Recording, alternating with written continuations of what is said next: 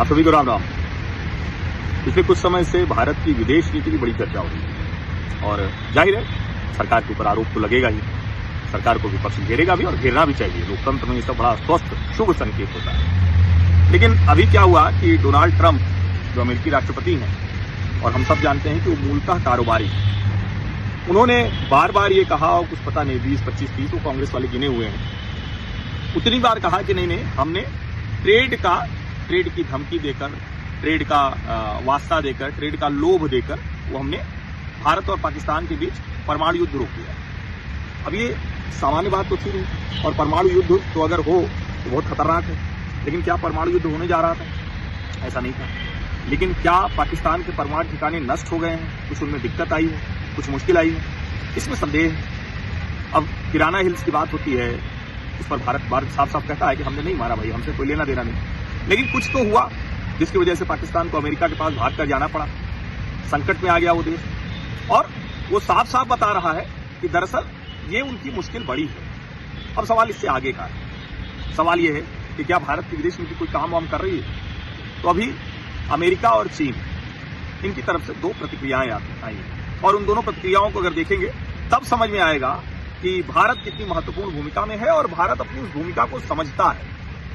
America के जो विदेश मंत्री हैं, जिनको फॉरेन सेक्रेटरी कहते हैं, तो विदेश मंत्री मार्को रूबियो ने बहुत स्पष्ट तौर पर कहा कि पहलगाम में आतंकवादी हमला करने वाले, हत्या करने वाले जो TRF है, जो लश्कर-ए-तैयबा का ऑफशूट है, वो आतंकवादी संगठन है, उसको हम प्रतिबंधित करने जा रहे हैं। अमेरिका के प्रतिबंधित करने का बड़ा सीधा सा मतलब हुआ कि अब इसके बाद UNSC में भी आएगा, दूसरे देश भी प्रतिबंध लगाएंगे और उनके लिए बड़ी मुश्किल होने वाली है। आतंकवादी तो आतंकवादी, हम अपना काम करते रहेंगे। लेकिन क्या हम भारतीयों को ये नहीं जानना चाहिए कि ये बहुत बड़ी विदेश नीति की जीत है, भारत की जीत है। TRF पर प्रतिबंध लगना ही भारत की जीत है। लेकिन फिर कोई कह सकता है कि ठीक है, अमेरिका ने मुनीर को मटन खिलाया, बिरयानी खिलाई, लंच कराया, अब बाद में ये कर दिया, तो बैलेंस कर रहा है। तो बैलेंस तो हर देश करता है, भारत भी करता है दुनिया में। अब दूसरा मैं आपको दूसरी प्रतिक्रिया बताता हूं। दूसरी प्रतिक्रिया है चीन।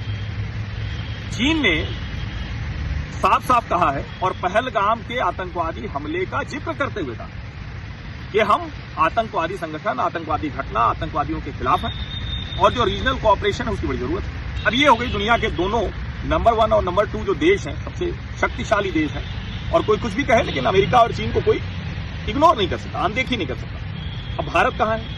भारत की स्थिति यह है कि अमेरिका भी कह रहा है कि हमें साथ में रहना है, तो क्वाड आपको याद ही है, वो तो अमेरिका, भारत, ऑस्ट्रेलिया और जापान। इसके अलावा ब्रिक्स आपको याद है, जिसमें Brazil, Russia, India, China, south Africa.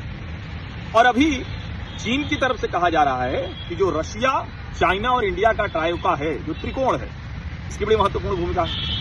तो कई बार आप देखते हैं ना, मैनेजमेंट के जो विद्यार्थी हैं उनको अलग अलग प्रेजेंटेशन में आता है, या जो कहें कि अध्यात्म का जो प्रेजेंटेशन देते हैं या ऐसे जो भी, तो उसमें सर्किल खींचते हैं और 3 सर्किल खींचा तो बीच में जो हिस्सा वो कहते हैं कि यही है जापानी जो तकनीक है, या कहें कि उनका जो विचार है, उनका जो व्यवहार है, उनकी जो जीवन पद्धति है, उसमें जो इकिगाई शब्द है, तो कहते हैं कि 3 सर्कल वो आपके जीवन में पैसा चाहिए, प्रेम चाहिए, खुशी चाहिए, संतुष्टि चाहिए, जीवन चाहिए, बच्चे चाहिए, गाड़ी चाहिए, घर चाहिए, सब कुछ करते हैं। उसके बीच में तो 3 गोले अलग अलग होते हैं, उसके बीच में जो आता है वही इकिगाई है। तो भारत दुनिया के पैमाने पर, हर पैमाने पर, अमेरिका चीन के बीच में, दूसरे देशों के बीच में वो इकिगाई हो गया, जो जिसको कहते हैं ना, अगर मैं सही शब्द कह रहा हूं, इकिगाई है मेरे ख्याल से, किताब मैंने पढ़ी हुई है, जहां उस गांव की कहानी है जहां 100 वर्ष से अधिक लोग जीते हैं। अब ठीक है, आज उसकी पद्धति हम लोग सीख रहे हैं, बता रहे हैं, लेकिन दरअसल तो वो सब हमारे धर्म, अध्यात्म, ज्ञान में है ही।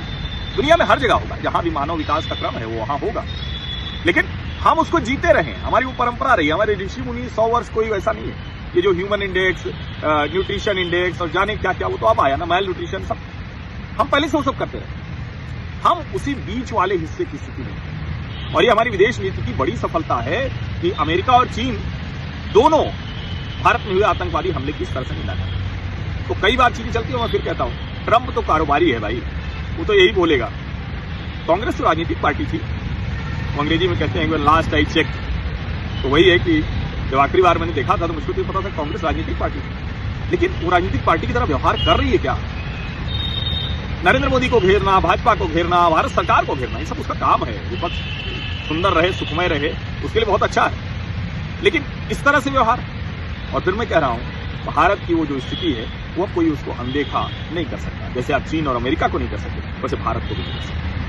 कई जगहों पर कई मुश्किलें भी आती हैं, लेकिन उन सारी मुश्किलों से हमारी भारत सरकार निकलती दिख रही है। और ये अमेरिका और चीन का पहलगाम के आतंकवादी हमले के बाद इस तरह का बयान देना और टीआरएफ का पूरी तरह से प्रतिबंधित होना अमेरिका द्वारा, ये बहुत बड़ी सफलता है भारत की विदेश नीति।